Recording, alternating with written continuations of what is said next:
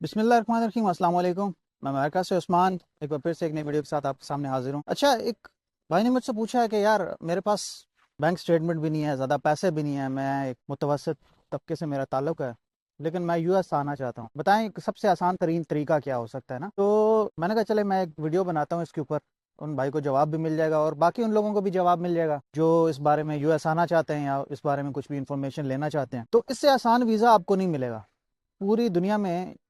जो मैं वीज़ा अब आपको बता रहा हूँ ना, इससे सिंपल और आसान वीज़ा आपको नहीं मिलेगा यूएस आने के लिए। कोई ज़्यादा बैंक स्टेटमेंट नहीं चाहिए, कोई ज़्यादा यू नो बैंक बैलेंस नहीं चाहिए, कुछ चीज़ें सारी चीज़ें सिंपल हैं।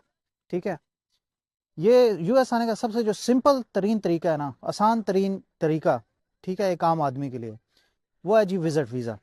यूएस का विजिट वीज़ा, इसको B2 वीज़ा भी बोलते हैं, B1 B2 वीज़ा। ठीक है, इसमें आपको कोई लंबी चौड़ी बैंक स्टेटमेंट नहीं चाहिए होती। ठीक है, आपको कोई लंबा चौड़ा ना, मतलब ज़्यादा उसमें स्ट्रगल नहीं है।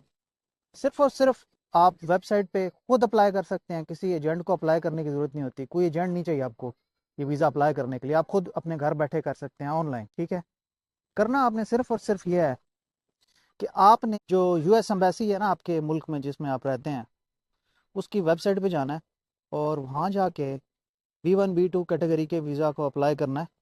अप्लाई करने से पहले उसके बारे में थोड़ा पढ़ लेना है कि वो वीज़ा है किस लिए, आप करना क्या चाहते हैं। ठीक है, और उसकी रिक्वायरमेंट्स थोड़ी बहुत जो हैं वो आप बस पढ़ लें, कुछ खास नहीं है, लेकिन एक पढ़ लेंगे तो आपको आइडिया हो जाएगा। मैं बता रहा हूँ, लेकिन अगर आप खुद पढ़ेंगे तो आपको और आइडिया हो जाएगा, समझ आए। खैर, आप वो वीज़ा अप्लाई करेंगे, करना सिर्फ आपने कुछ भी नहीं है, एक ऑनलाइन फॉर्म है, कोई भी पढ़ा लिखा बंदा, थोड़ा बहुत पढ़ा लिखा बंदा हो, वो उस फॉर्म को फिल कर सकता है खुद। अगर आप नहीं पढ़े लिखे और आप चाहते हैं कि आप किसी की हेल्प लें, तो आप किसी रिश्तेदार की, किसी दोस्त की, कोई भी जो आपका कोई मोहल्ले में जानने वाला है, जो थोड़ा बहुत पढ़ा लिखा है, जिसको थोड़ा बहुत इंटरनेट का इस्तेमाल आता है, वो जो है आपको वो फॉर्म फिल कर लेगा। फॉर्म का नाम है जी DS-160। ठीक है, ऑनलाइन फॉर्म है, कुछ भी नहीं चाहिए, कोई डॉक्यूमेंटेशन नहीं है, कुछ भी ही नहीं है। आपको वो जब फॉर्म हो जाएगा ना सबमिट, उसके बाद आपने जो है तकरीबन $185 US डॉलर, ये उस वीज़ा की ना फ़ी होती है। ये ही सिर्फ आपको चाहिए पैसे, यकीन करें। कोई आपको बैंक बैलेंस, कोई बहुत बड़ी स्टेटमेंट नहीं चाहिए। अब $185 को अगर इस करंट टाइम में पाकिस्तानी करेंसी में अगर आप कन्वर्ट करते हैं ना, तो 55-60 हज़ार रुपया बनेगा, 55 हज़ार रुपया बनेगा, इतना ही बनेगा। ठीक है, आप कैलकुलेट कर सकते हैं। बस ये पैसे आपको चाहिए, आप वो फीस जमा बैंक में कराएंगे और फिर आपने अपनी अपॉइंटमेंट बुक करनी है इंटरव्यू के लिए। अब वो लोग जो एजेड हैं, लाइक 60, 50, 55, 60 इस एज में हैं, उनका वीज़ा बड़ी इजीली लगेगा। ठीक है, अगर आप पेरेंट्स हैं या आपकी एज वाकई में इतनी ज़्यादा हो गई है, तो आपको वीज़ा वैसे ही मिल जाएगा।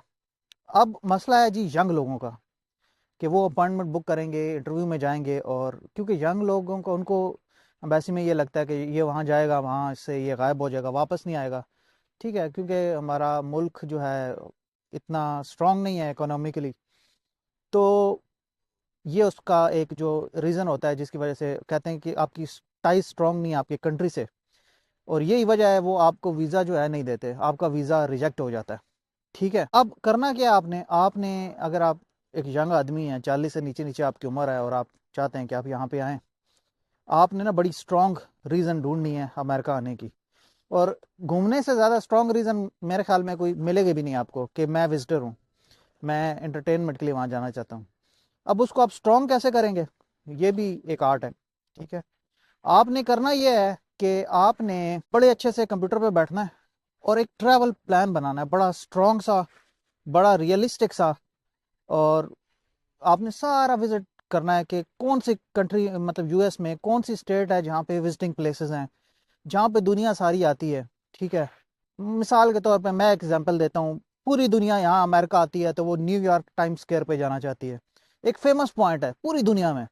ठीक है, जो भी यूएस में आता है, न्यूयॉर्क में आता है, वो वहाँ जाता है।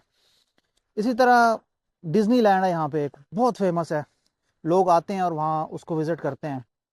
इसी तरह डिफरेंट स्टेट्स में डिफरेंट पॉइंट्स हैं जिनको लोग विजिट करते हैं, और जो वो चाहते हैं कि मैं स्टैचू ऑफ लिबर्टी देखना चाहता हूँ, समझ रहे हैं।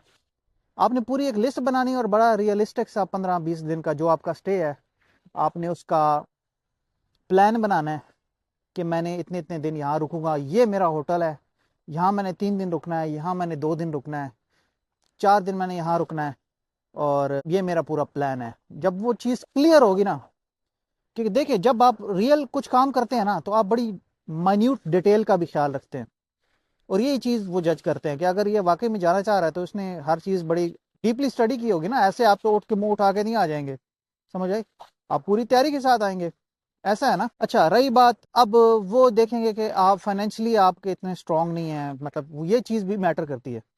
अगर तो आप पहले ही अमीर हैं, आपके पास पैसे शैसे हैं, तो आपको देखेगा वीज़ा ऑफिसर के, मतलब ऑब्वियसली ये अगर फाइनेंशियली इतना स्ट्रांग है तो ये जा सकता है, वहाँ पे विजिट कर सकता है, घूम सकता है, या आपकी कोई ट्रैवल हिस्ट्री है तो वो भी एक प्लस पॉइंट है कि जी पहले मैं पिछले साल दुबई गया, उससे पिछले साल मैं मलेशिया गया, उससे पिछले साल मैं यूके गया, फिर मैंने यूरोप के सारे चक्कर मारे, मैं अब यूएस भी जाना चाहता हूँ।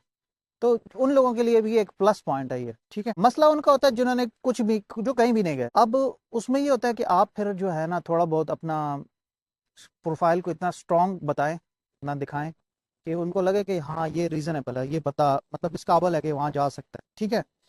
अगर आप शादीशुदा हैं और फिर आप वीज़ा अप्लाई करते हैं तो फिर भी आपके चांसेस ज़्यादा होते हैं, क्योंकि आपके टाइज आपकी कंट्रीज से स्ट्रांग होते हैं। विजिट वीज़ा का सारा जो मिलने का ताल्लुक है ना, वो उस पर डिपेंड करता है कि आपके जो पर्सनल टाइज हैं अपनी कंट्रीज के साथ, वो कितने स्ट्रांग है। जितने ज़्यादा स्ट्रांग होंगे इतने ज़्यादा आपके पास वीज़ा मिलने के चांसेस होंगे। मतलब आपकी बहुत ज़्यादा प्रॉपर्टी है पाकिस्तान में, और मतलब आपका कोई कारोबार है, या आपके बहुत ज़्यादा पीछे असासे हैं, ठीक है, समझ रहे हैं। तो जितनी ये चीज़ें स्ट्रांग होंगी आप दिखाएंगे, इतना आपको वो मिलेगा, एज मिलेगा, आपके वीज़ा मिलने के चांसेस भी ज़्यादा होंगे। तो अब आपने चीज़ों को किस तरह से देखना है ये अब आपको बेहतर पता लग गया। एक आइडिया देना होता है, मैंने आपको वो आइडिया दिया है, ये करके आप, बाकी किस्मत है, फिर अल्लाह ताला के हाथ में होता है, किस्मत होती है। अगर अल्लाह ताला ने नसीब में लिखा हुआ है तो फिर उसको कोई नहीं रोक सकता, और अगर नहीं लिखा तो फिर कोई ले भी नहीं सकता, कोई वीज़ा आपको दे भी नहीं सकता, समझ रहे हैं। तो अच्छी नीयत के साथ, एक पॉजिटिव माइंड के साथ आप अप्लाई करें तो आपके लिए उम्मीद है आसानी होगी। तो बाकी ये नज़ारा एंजॉय करें जी। इस टाइम मैं बीच पे मौजूद हूँ, एक मेन बीच नहीं है, कटा हुआ बीच है, लेकिन आज मौसम बड़ा अच्छा है, अमेरिका में यहाँ छुट्टी है, और लोग इस तरह के शांत माहौल वाले पॉइंट्स ढूंढते हैं कि यहाँ आके चेयर लगाई और बैठ गया, खाना वाना खाया, एंजॉय किया, थोड़ा ज़िंदगी को देखा और अपने ज़िंदा होने का एहसास लिया। तो खैर अल्लाह ताला आपके लिए आसानी पैदा करे, अल्लाह ताला आपको नेक अमल करने की तौफीक दे, अल्लाह ताला मुझे भी नेक अमल करने की तौफीक दे। अल्लाह ताला हमारे लिए हर तरह की आसानियाँ पैदा करे। जो माली हालात बेचारे फंसे हुए हैं, अल्लाह ताला उनके लिए आसानी पैदा करे। जिनके पास रोज़गार नहीं, अल्लाह ताला उनको रोज़गार दे। अपना बहुत ज़्यादा ख्याल रखिएगा, दुआओं में याद रखिएगा। मुझे इजाज़त दीजिए, अल्लाह हाफिज़।